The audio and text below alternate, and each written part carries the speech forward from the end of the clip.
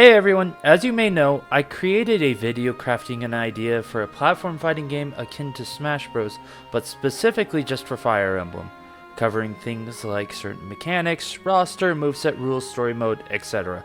If you haven't seen it, I will link it in a card above. I'd highly recommend you go watch that, because that will help you understand just some of the things that I'm looking at in this video. Now, I moved on to making movesets for certain characters. I should mention that this isn't a Smash moveset, but with a few changes, it very well could function like one. Also, stats and such were based on Smash Bros, just as a guide to help me make it and show just kind of how these fighters could fight.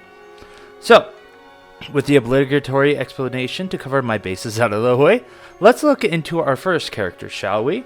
Our first fighter in this game to get a theory-crafted moveset is Micaiah! Micaiah is one of two main protagonists in Radiant Dawn, and is one of the few Fire Emblem lords to use magic in her base class line, and she almost exclusively relies on it. Micaiah was the leader of a band of freedom fighters called the Dawn Brigade, a militia group that took up arms to free their home country of Dane from the iron grip of the country of Begnion. See, Begnion had been oppressing the people of Dane, and the Dawn Brigade didn't like that, so they went and took all the Begnion tea and threw it into the harbor, thus starting a revolution. Sorry, wrong revolution. Ooh-wee, all this talk of revolutions and freedom and is awakening the inner American patriot in me. Alright, back on topic. Keep it together, Adam. After fighting against Begnion for a while, Micaiah and the Dawn Brigade would receive word from Peleus, the next in line to the Dane throne, that he was fighting against Begnion as well, and had raised an army to take back their homeland so that he could ascend the throne and make Dane great again. Okay, I'm done. No, I'm not.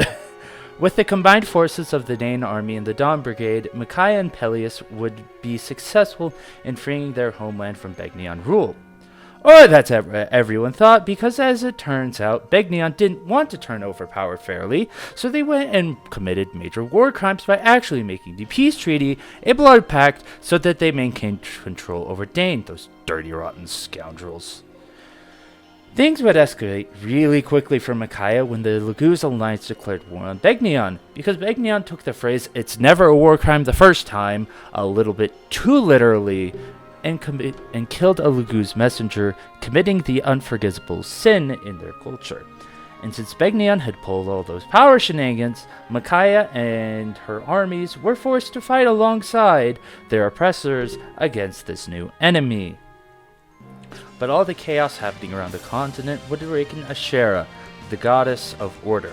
Disgusted by what she saw, Ashera would petrify nearly every living soul on the continent, save a select few of Micaiah's and Ike's armies, as they were under the protection of Yun, the goddess of chaos, who made Micaiah her vessel. Under Yun's direction, Micaiah and Ike would march into and ascend the Tower of Guidance, where Micaiah would end up destroying the Blood Pact, freeing Dane from Begnion, and later Yun would channel all her power through Micaiah, and she would channel that into Ike, and specifically his sword Ragnall, allowing him to defeat Ashera, helping restore peace back to the land, and through cooperation and diplomacy, Peleus would indeed be made great again. Really condensed and inadequate retelling of Micaiah's story in Radiant Dawn aside, we can finally discuss potential alts for the silver-haired maiden. Micaiah's default appearance will be based off her default Light Mage class. Her second alt would be an alt with a light pink vest based off her promoted Light Sage class. The third alt would be a light blue alt with a light pink scarf based on her ultra promoted Light Priestess class. But everyone saw these coming from a mile away. Let's get some other references in there.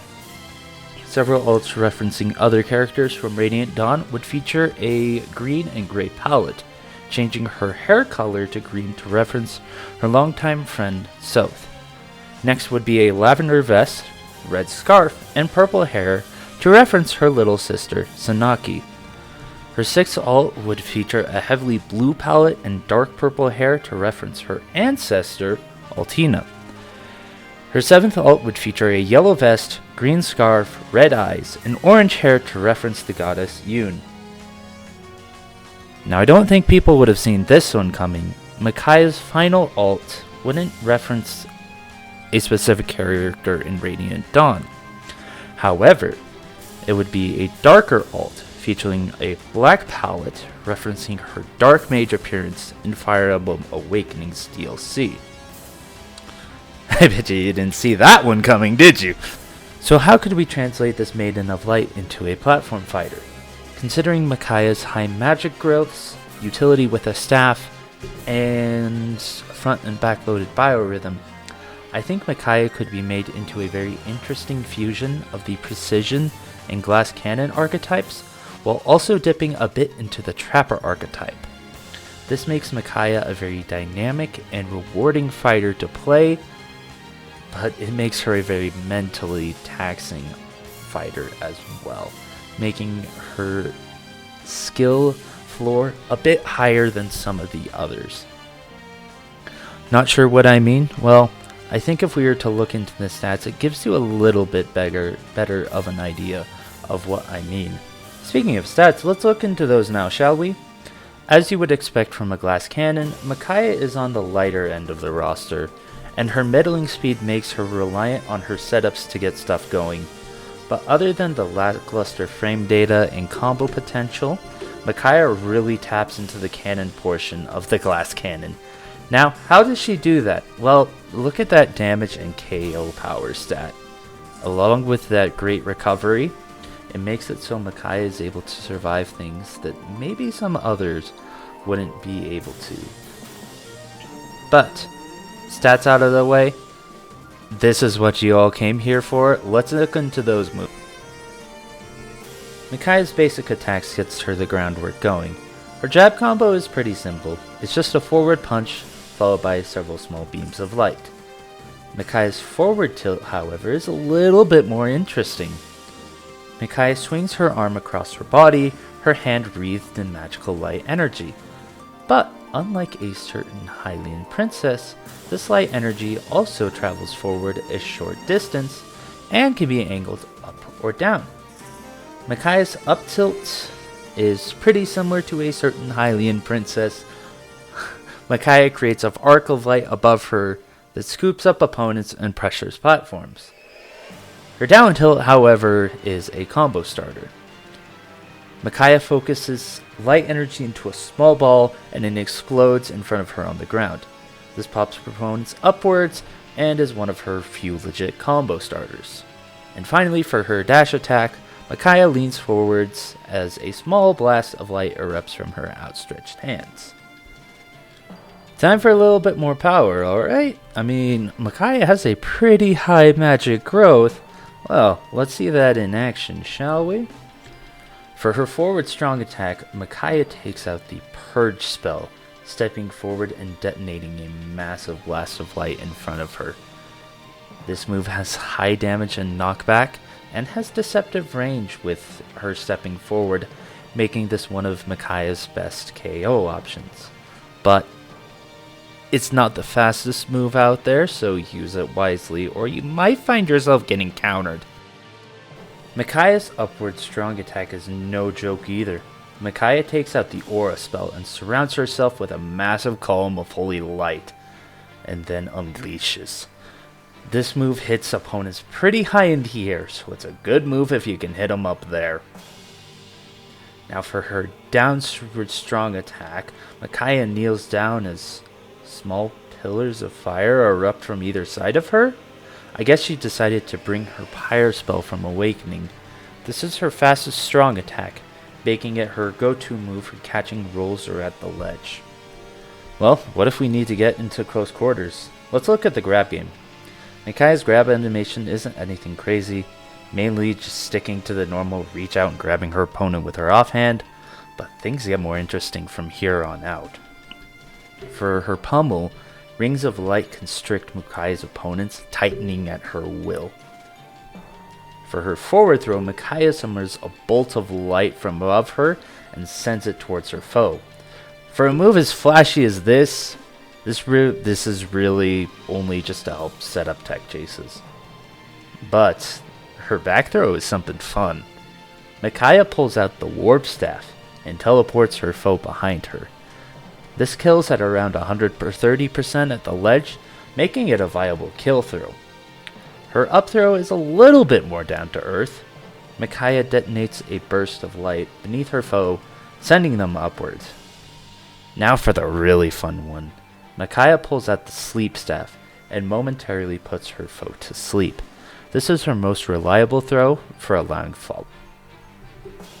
Let's talk some aerials, shall we? For her neutral air, a ring of light pulses out around Micaiah, sending the opponent away. This deals minimal damage, but comes out quickly and could potentially combo into itself at low percent. For her forward air, Micaiah summons several small blades of light and sends them out towards the foe. These blades of light come at different angles, so it's good at stuffing out opponents' approaches. For her back air, Micaiah twists around midair and detonates a small but powerful burst of radiant light behind her. This is one of her most powerful aerial attacks, especially when it hits the sweet spot. It even pushes Micaiah backwards. For her up air, rings of light expand over Micaiah and travel upwards. Pretty simple.